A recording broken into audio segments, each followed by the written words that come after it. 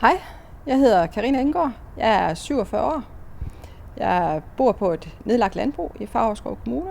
Der bor jeg sammen med min mand og 2 af vores 5 børn.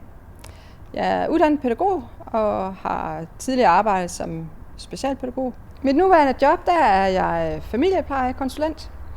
Og det betyder også, at jeg i den forbindelse kommer ud til nogle familier med nogle særlige udfordringer.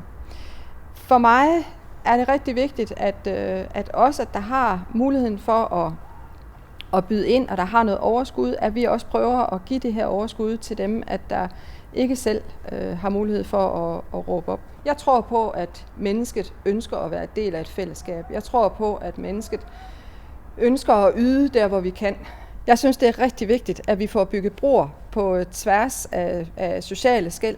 Jeg synes, det er rigtig vigtigt, at os, der kan yde noget, at vi yder noget, og at vi står solidarisk med dem, at der har mindre at give af i hverdagen.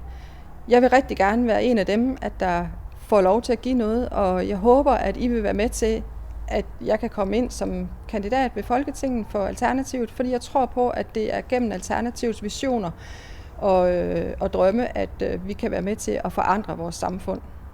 Jeg tror på, at jeg kan gøre det ved at være en del af Alternativets folketingskandidatgruppe, og jeg håber, at I vil støtte op omkring mit kandidatur.